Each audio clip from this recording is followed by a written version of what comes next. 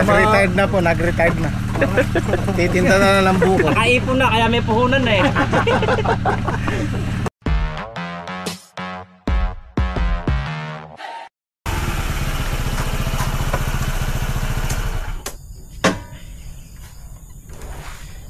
Magandang umaga po. Ganda ng panahon. Ito, tinambakan ko na to kahapon. Sinara ko na. Kasi ilang beses namin sinasara yan. Umuulan, nilulubog yung tanim natin. So ngayon naman siguro wala na. Patag-araw na tayo eh. So ngayon mayroon tayong oras para asikasuhin yung kabilang balag. Para by January siguro may tanim na yan.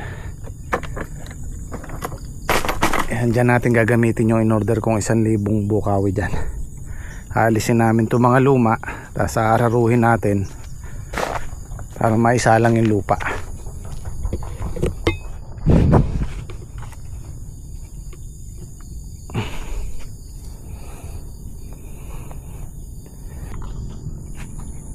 Bali, bubunutin na namin yung mga patola. Tapos aalisin na yung plastic, aararuhin natin buo yan.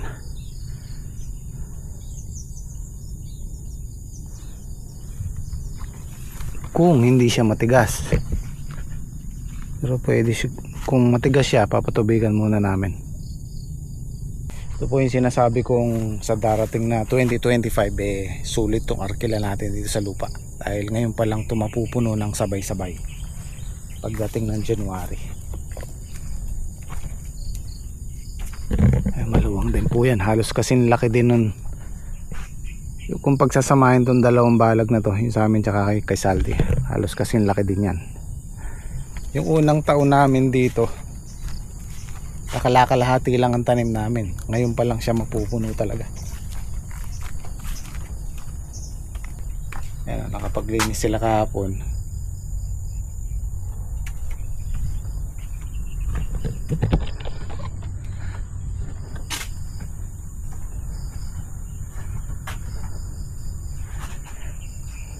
Biruin nyo tong kubo na to, malapit na siyang mag 2 years.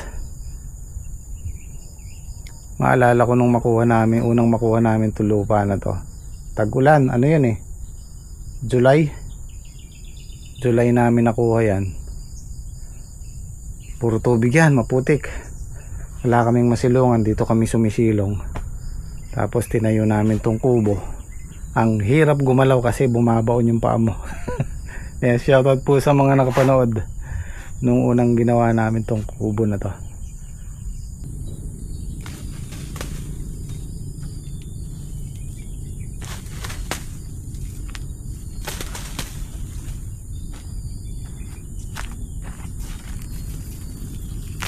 Maraming salamat sa inyo, patola. Aalisin na natin to, pati itong plastic, tapos araruhin natin. Dito sa patola guys, nakaatikin naman tayo ng magandang presyo. Siguro mga ilang pitas, 10 pitas. Yung kalahati medyo mababa. So kumita naman tayo, halos pareho nung upo, pero mas lamang to ng konti. Kung yung upo pinagatian namin ni Saldi yung 89,000, dito siguro nakaano tayo, 90 to 100k ang kinita natin dito. Kasi wala rin namang masyadong gastos to eh, buto lang tsaka pataba, gamot, dahil may balag tayo. Kailangan natin bunutin para sumama yung ugat. Ayan. Ilang tanim to, ilang gamit tong plastic mulch na to, ang tibay oh. Nakailang gamit kami dito, 4. Palaya, sitaw, grafted, patola, 4. Kaya pag bibili po kayo ng plastic mulch, meron pong mura niyan eh. Huwag nyo pong kukunin yun kasi maano yun, kumbaga local siya, fake. Pagka ginanon mo, napupunit siya, hindi kagaya nito makunat. Tamo to, ilang tanim na, 4 na tanim na, makunat pa rin siya. Yung nabibiling mura, siguro nakakamura ka ng 500 sa isang rolyo or 400. Pero pag binutas mong ganyan, napupunit siya. Tumutuloy na ganyan, no. Pag, di ba, magbubutas tayo ng tatanan, napupunit. Ito, tibay. Di baling magtagdag na lang tayo ng 400 sa isang rolyo. Mapapakinabangan natin ng matagal. Pwede naman yun kung isang crop lang. Pero para sa akin, magpapagod ka rin lang. Doon ka na sa magandang klase. Yan, bali papalitan po natin lahat yan. Pati ito. Pati ito. Yan lang ang ano natin, papalitan. Ito lang ang matitira dyan, tsaka yung alambre. Tsaka itong buho, alisin din natin yan. Gapok na yan eh. Tsaka hindi tayo dito magtatanim dito sa gitna.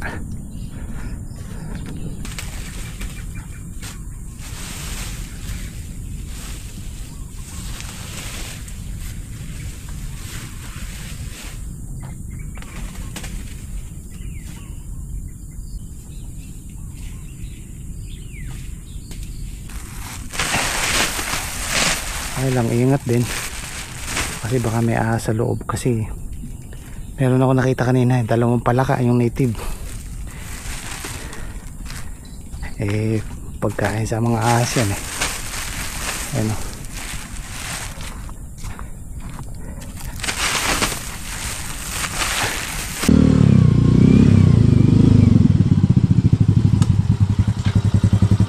Morning po. good morning po.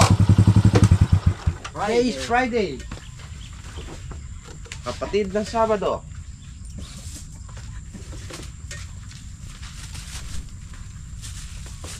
Good morning sa lahat.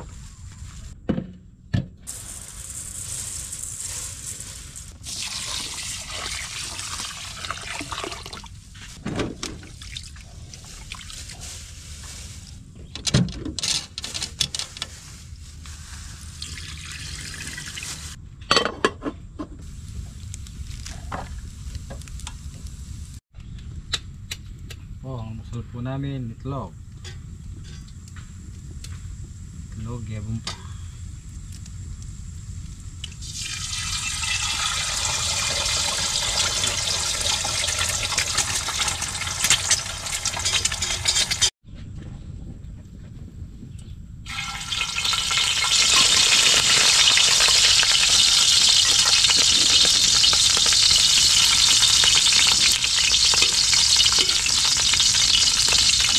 Tulin lang po natin yung mga sangang nakasayad sa balot.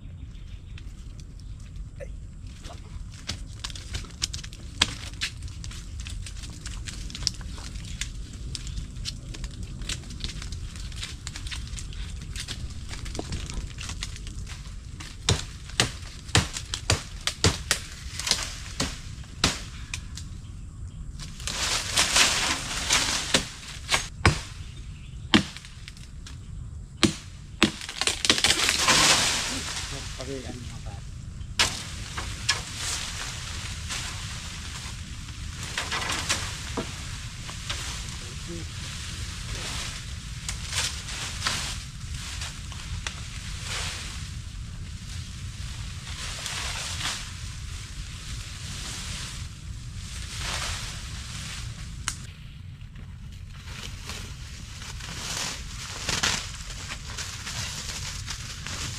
Daga.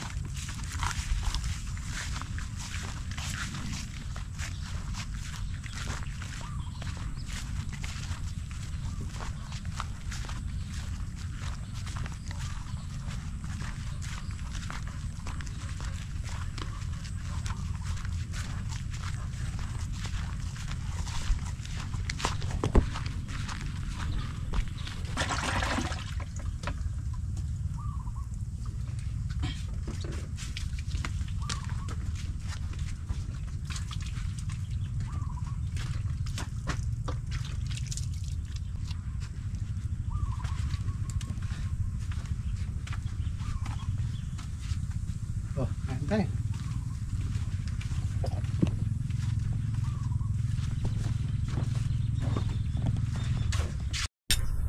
Oh, kain tayo. Kahapon pa yata ito trek ah. Yung galunggong niya. Sino hindi kumain ng galunggong kahapon? Pari niya. Alaga naman. Ha? O sa'yo pa rin to isa. Oh.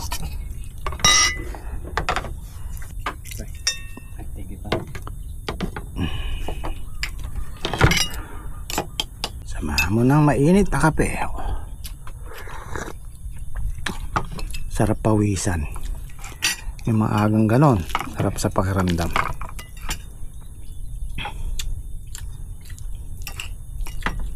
Meron akong bumili si Mrs. sa bahay ng ng treadmill.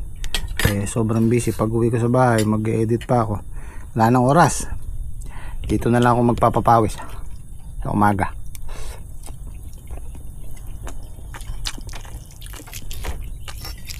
Nakakapagtrabaho pa Zach? Oo, yan. Nakakabawas pa ng...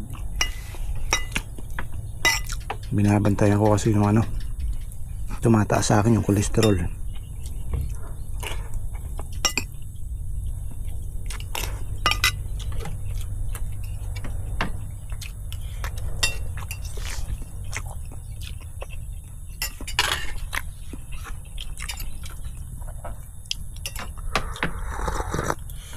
Ay, kanyaman. Bukas magpepesa tayo. Oh, yeah. Igayak mo nyo si Kia ng paglutuin mo para makakain ka maayos. Pwede to. Kasi nga tama naman yun, pag ikaw nagluluto talagang nawawalan ka na ng gana. Bantayan mo lang, tingnan mo lang, tapos siya mo siyang magluto. Ayun, nakapagbawas na si Patrick ng mga sanga dito para masikatan sila ng araw.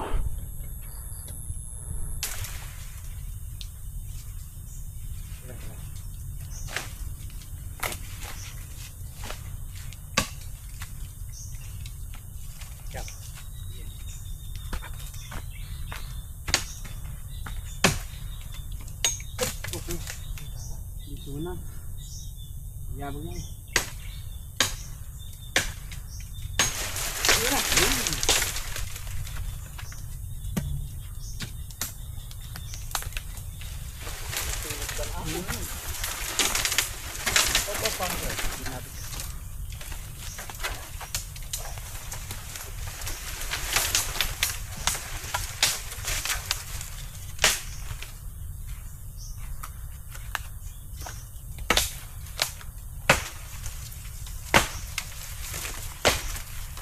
Dumulas yung gulok, buti dito mamasa pa ako. Nabitawan ko eh. Dapat talaga may goma to eh, para makapit. Guys, natapos na po kami dun sa kabilang balag. Gagayak na po namin to para sa susunod na tanim. Para po yung pag-harvest namin, pagka humarvest kami, dire-diretso.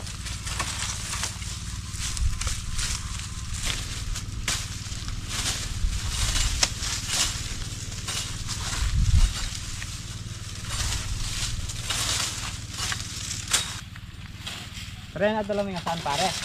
Oh, pare, kaya pinagdala ko nga sa ayan. Alam kong malakas ngayon na. Malakas pa ngayon eh. Zero mo siyang sala. Oo. Dalang... Ang ngayon, malakas ka.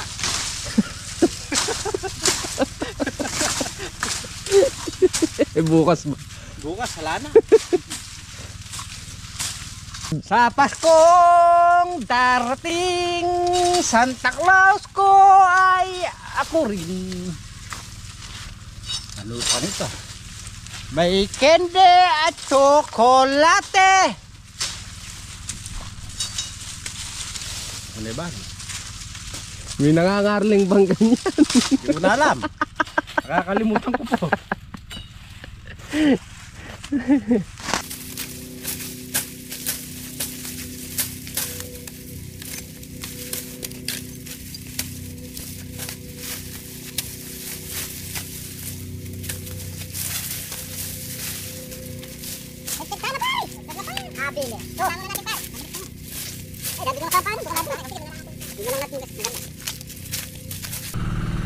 So ito na guys, malinis na yung isang ano, isang kabila, yung dulo na lang, sa dulo na lang tayo. Pwede na nang araruhin to. Palagay ko pwede to eh. Kaya ng hand tractor to eh. Piliis na lang natin itong mga bukaw eh.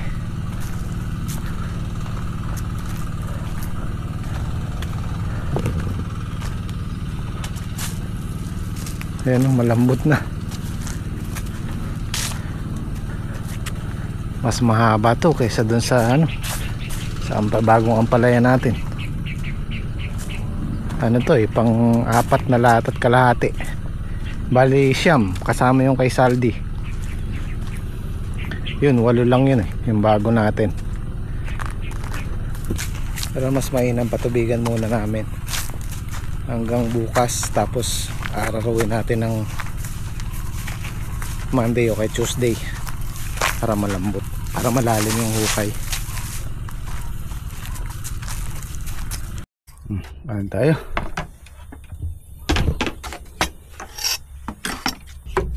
Tol-tol ano natin. Bukas siya lana. Ayan o. Meron na naman. Ayan na naman. 5 peraso yan.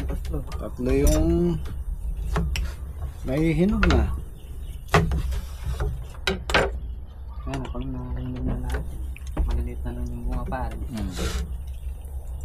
May silay na rin pare yung mga.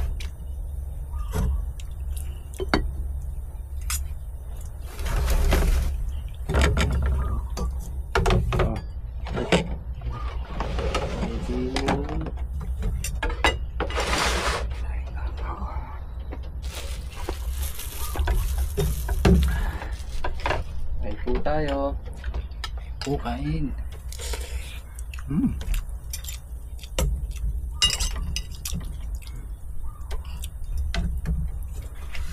Kain po.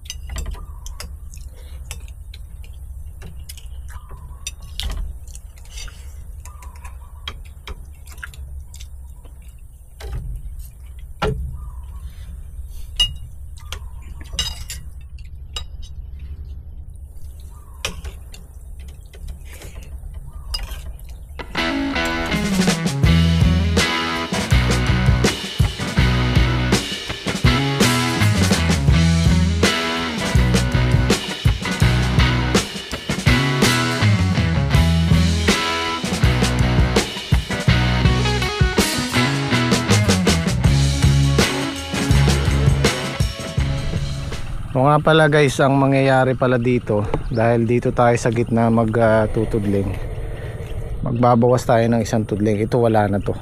Kung ito 11 tudling to, magiging 10 na lang to dahil dito tayo magsisimula.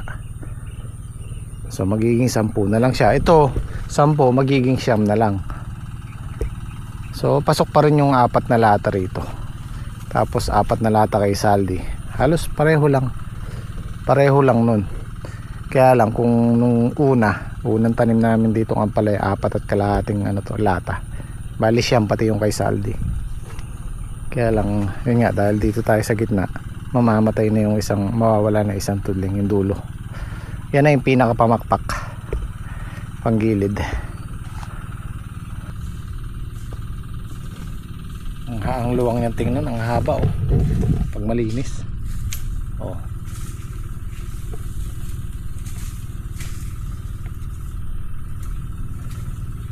Lakarin mo lang to ng 2 balik, pagod ka.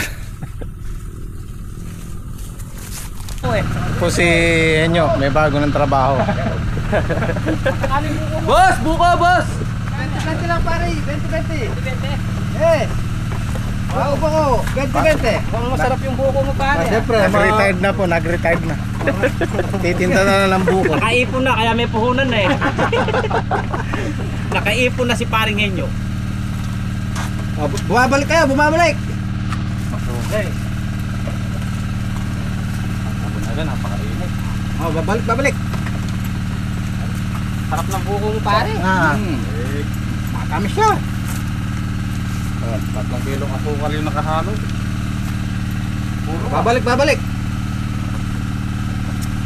alang mabiling buko. Madaling araw kukuha ka sa may kwan. Ang dami pa pare oh. Doon sila nagbuka ng buko. Teka, ano to? May parang islaw. Titinda. Din sa asyenda. Pare, buko. Flatlay. Kape ka muna. Alam ko, mahilig ka sa kape. May kape dyan. Flatlay. Sa mapalad pare. Maraming buko ron. Yung mga tiga sa inyo, diyan kumukuha. Hindi kasi nakakapasok yung truck sa bagong sigat. Ay, meron akong alam, mas mura. Sa Tingala. Aurora. Kasiguran. Kaya sa Laguna pare. Bibili na lang ako ng melon din sa Luyo. Yun na lang titiplan. Oo nga pala yung mga reject na milong. Iba yung... Yung milon pala pare. Pwede rin milong. Milong. Kaya ba? Titiblan mo. Titiplahan mo yun. Titiplahan mo lang sumalang. Tapos yung iba nun, i-blender mo. Mas malasa. Kung masasama, buto. Ayan, para po sa mga nagtatanong kay paring Islaw, ayan, meron na siyang panibagong hanap buhay. Kasi ang trabaho ni paring Islaw dito sa amin, on call lang po. Hindi siya regular kasi nga marami kaming nagtatrabaho. Kayang-kaya naman namin pagka hindi kinaya, tsaka natin tatawagin. Yung huling punta niya dito, nung huling tinawag ko siya, inuubo siya. Tapos umabot ng 1 week hindi natatanggal yung ubo niya. Tapos sabi ko pare, magpa-check up ka muna. At pagka okay na yung ubo mo, at saka ka bumalik sa akin, saka ka mag-chat sa akin, sabi ko. Lumipas ang ilang linggo, hindi na siya nag-chat. Ayan, meron na siyang hindi na natin siya ipigilan.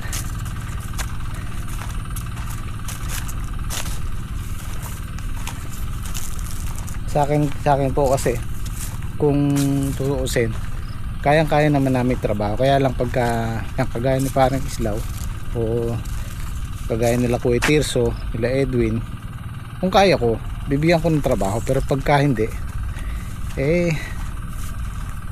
on call na lang. Ganun na lang po yung nangyayari. So ganun po yung nangyayari kay parang Islaw.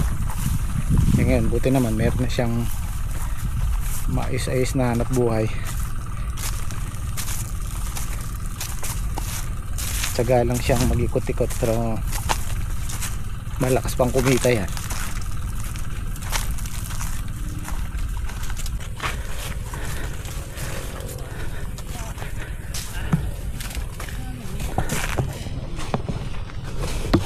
Pare, ayun, yung upo marami.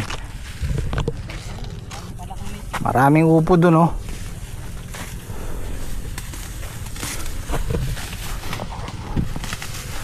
Marami pala ka, ano? Nakatatlo na ako kanina eh. Hindi ko lang hinuli.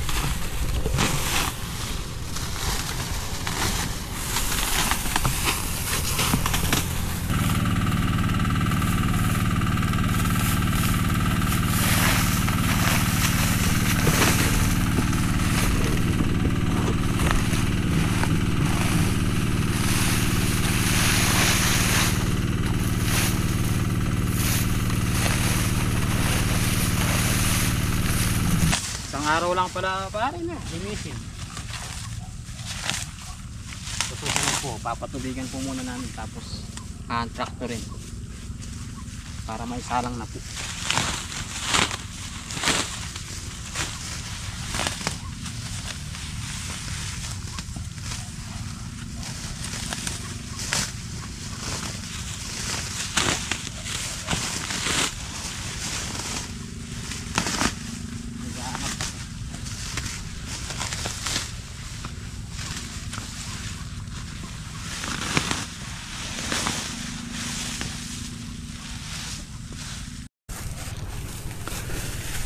Okay na. Linis-linis na lang.